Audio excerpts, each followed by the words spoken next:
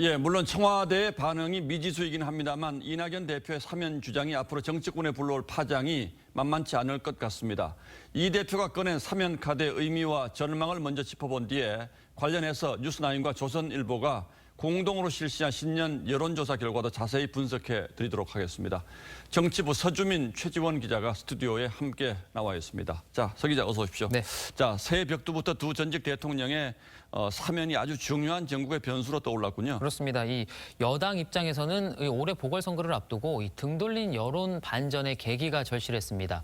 지난 연말에는 각종 쟁점 법안을 밀어붙이면서 이 야당과의 관계도 최악으로 치달았죠. 예. 이 대표가 휘발성이 큰 이 사면 카드를 꺼내든 것도 그런 차원으로 볼 수 있을 것 같습니다. 자, 그런데 사면이라고 하는 건 대통령의 고유 권한 아닙니까? 그렇습니다. 그렇다면 민주당이 청와대와 사전에 교감을 했다라고 봐야 됩니까? 네, 이 청와대 고위 관계자는 사전 교감서를 일축했지만 이 대표 측에서는 교감이 있지 않았겠느냐라고 해서 이 양쪽이 조금 온도차를 보였습니다. 예.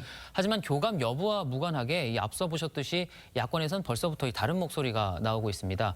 특히 사면 공방이 본격화되면 이 부동산 문제 등 여권의 불리한 이슈가 묻힐 가능성도 있죠. 예. 시기적으로도 이 4월 보궐선거를 앞두고 3.1절이 또 있기 때문에 현실화할 가능성도 적지 않아 보입니다. 자, 정치적 노림수가 있다. 이런 비판 감수하더라도 여권에서는 이렇게 가는 것이 더 유리하다. 이렇게 판단했을 그렇습니다. 수가 있겠군요.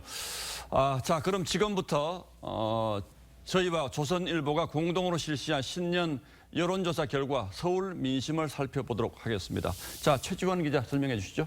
네, 서울 시민 800명에게 여야 후보 중 어느 후보가 당선돼야 한다고 생각하는지 한번 물어봤습니다. 여당 후보가 당선돼야 한다는 응답은 34.1%, 반면 야당 후보가 당선돼야 한다는 응답은 56.1%로 절반이 넘었습니다.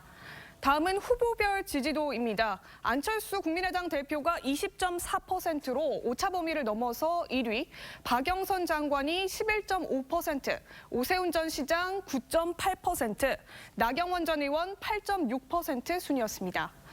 여권 후보만 따로 물었을 때는 박영선 장관이 16.3%로 가장 높았고 우상호 의원과 추미애 장관 순이었는데 다만 아직 없다거나 모르겠다는 응답이 합쳐서 58%를 넘어섰습니다. 야권 후보는 안철수 대표 25.9%, 오세훈 12.4%, 나경원 10.4%로 조사가 됐습니다. 이번엔 차기 서울시장이 중요하게 다뤄야 할 현안들을 물었습니다.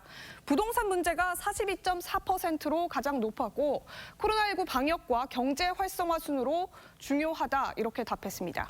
자, 서주민 기자. 예.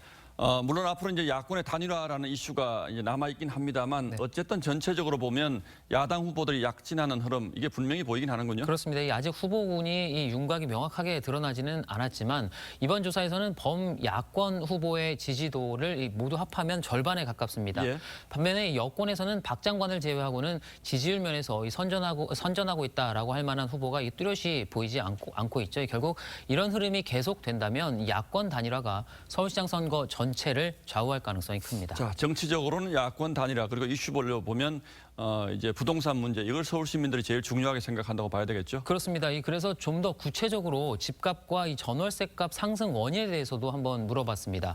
현 정부의 부동산 정책이 잘못돼서란 응답이 42.4%로 가장 많았습니다. 예.